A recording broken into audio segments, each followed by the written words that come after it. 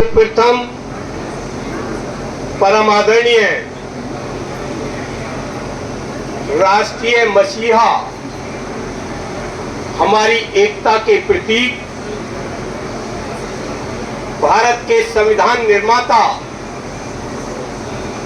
भारत के प्रथम कानून मंत्री, प्रमुख शिक्षाविद, प्रमुख अर्थशास्त्री, प्रमुख सामाजिक और सबसे अधिक शिक्षा ग्रहण करने वाले, भारत रत्न से सुशोभित बाबा साहेब डॉक्टर भीमराव अंबेडकर जी के चरणों में नमन करते हुए मंच पर विराजमान उत्तर प्रदेश सरकार के कैबिनेट मंत्री आदरणीय अनिल जी, पूर्व चेयरमैन हाथरस आदरणीय श्री आशीष शर्मा जी, मंचासीन अन्य समस्त मेरे अतिथिगण और मेरे समक्ष धरा पर विराजमान मेरे हाथरस वासियों, प्यारे भाइयों बहनों, जैसा कि आपने विदित है कि बाबा साहब का जीवन बड़े संघर्ष में व्यतीत हुआ। तब बाबा साहब शिक्षा ग्रहण कर रहे थे तो उनसे विद्यालय में कहा गया कि तुमको कहीं बैठने के लिए स्थान नहीं मिलेगा। तो बाबा साहब ने कहा मैं फिर भी पढ़ूंगा। बाबा साहब से कहा कि बाहर कोई टाट पट्टी, यानी उस समय छुआछूत का बोलबाला बड़ा चरम सीमा पर था, विषम परिस्थितियां थी। तो उनसे कहा गया कि कोई टाट पट्टी, कोई पानी पीने के लिए भी नहीं मिलेगा। तो बाबा साहब ने कहा मैं फिर भी पढ़ूंगा, यानी उन्होंने अपमान को अपमान मानकर नहीं बैठे, उन्होंने हर चुनौती का जमकर मुकाबला किया।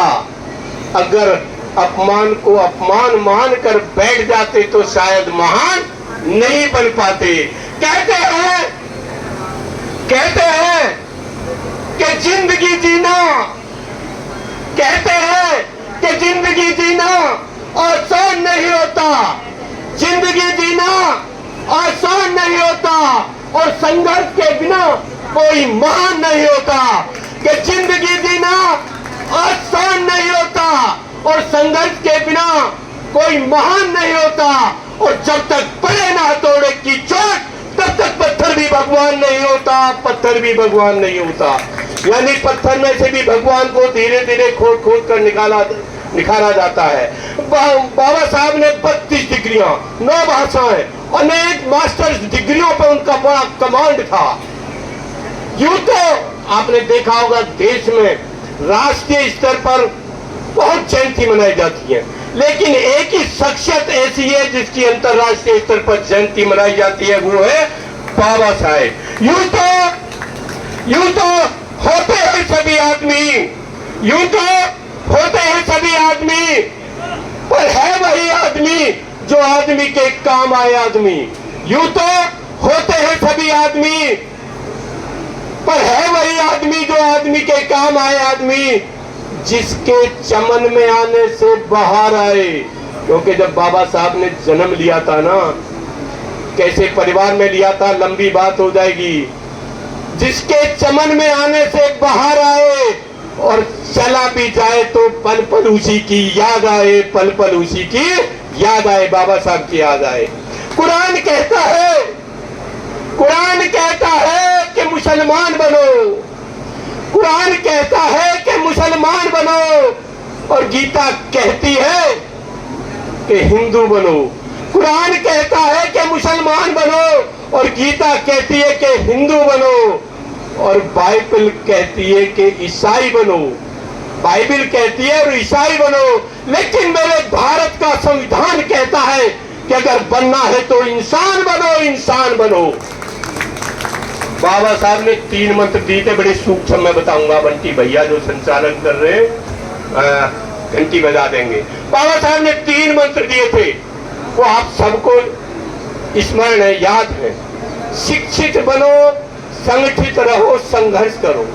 शिक्षा में शेरनी का दूध है, जिसको जितना पिएगा उतना दहाड़ेगा। और शिक्षा, एक और बात है शिक्षा में, धन कई प्रकार के होते हैं दोस्तों। रुपया पैसा, विद्या धन, काला धन, पशुधन जिसे कहते हैं। सारे धन चोरी कर सकते हैं, चोर चोरी कर सकता है, भाई बहन में बंटवारा हो सकता है, लेकिन विद्या धन एक ऐसा धन है जिसको ना कोई चोरी कर सकता, ना कोई बांट सकता, बल्कि इसको जितना खर्च करोगे उतना ही बढ़ेगा। ये कभी घटता नहीं है, इसको जितना ग्रहण करोगे उतना ही बढ़ेगा, और बांटोगे तो और बढ़ेगा ही बढ़ेगा। और संगठित रहो, शिक्षित बनो, संगठित रहो। अभी अभी का मैं एक उदाहरण बता रहा हूँ, हाथरस की बात है, हाथरस से ही आपके बीच रहा हूँ। एक अंगूर वाले की दुकान पर, यानी ठेली पर खुले अंगूर थे और कुछ गुच्छे में बंधे अंगूर थे। मैंने कहा भाई क्या भाव है? तो अंगूर वाला बोला बाबूजी ये खुले अंगूर 80 रुपए किलो है, और जो गुच्छे में बंधे अंगूर है ये 160 रुपए किलो है। मैंने पूछा भाई इतना अंतर क्यों? तो अंगूर वाला बोला बाबूजी अंतर कुछ नहीं है, केवल ये खुले में रहे यानी संगठित नहीं रह पाए, इसलिए इनकी कीमत आधी रह गई, और जो संगठित हो गए उनकी कीमत दुगनी हो गई। इसलिए आपको भी संगठित रहना है, कीमत दुगनी करनी है। और सबसे बड़ा उदाहरण, सुबह सुबह जब झाड़ू जब सफाई का कार्य करती है तो स्वच्छता का प्रतीक कहलाती है। अगर वो भी बिखर जाए तो एक दिन वो भी डस्टबिन में फेंकी जाती है।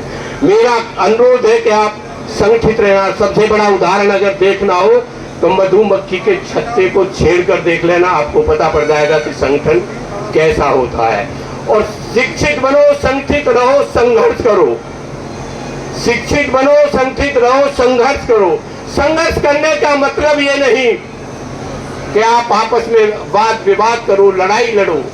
लड़ना हो तो आदरणीय मंत्री जी की तरह विधानसभा, लोकसभा, जिला पंचायत, उसके लिए लड़ना आपस में कभी, और लड़ाई मत लड़ना। केवल मंत्री बनने के लिए लड़ जाना, प्रधानमंत्री बनने के लिए लड़ जाना, मुख्यमंत्री बनने के लिए लड़ जाना। तो शिक्षित बनो, संगठित रहो, संघर्ष करो। इन तीनों सूत्रों को अपने में अगर उतार लेंगे तो मैं समझता हूं बहुत बंटी भैया का होगा। एक बात कहकर अपनी वाणी को विराम दूंगा। जो कर गुजर गए बाबा भीमराव थे, जो कर गुजर गए बाबा भीमराव थे। अरे जो सोया को जगा गए बाबा भीमराव थे। अरे हमें तो इतिहास पढ़ा है, जिस इतिहास को लिखने वाले भी बाबा भीमराव थे। आपका बहुत बहुत धन्यवाद, विशेषकर बंटी भैया का बहुत बहुत आभार, धन्यवाद। निमंत्रण दिया, आमंत्रण दिया। वैसे ये मेरा स्वयं का कार्यक्रम था, इसमें तो मुझे बगैर निमंत्रण के भी आना था, आना ही था। और आपके बीच आपने बड़े धैर्य पूर्वक सुना, इसका भी बहुत बहुत धन्यवाद। लेकिन एक और निवेदन, मेरे लिए ताली बजाई, आपके लिए ताली बजाई, वो बोले उनके लिए ताली बजाई, लेकिन आप भी एक इतने अच्छे कार्यक्रम में उपस्थित हुए, बाबा साहब की विचार गोष्ठी में उपस्थित हुए। एक बार जोरदार अपने लिए भी ताली बजा लीजिए। डॉक्टर BR अम्बेडकर, क्या बात करते। हाथरस के ऐसे कमजोर मैंने कभी देखे नहीं थे, अब क्या कमजोरी आ रही है। Doctor BR Ambedkar, doctor BR Ambedkar, जब तक सूरज चांद रहेगा, जब तक सूरज चांद रहेगा।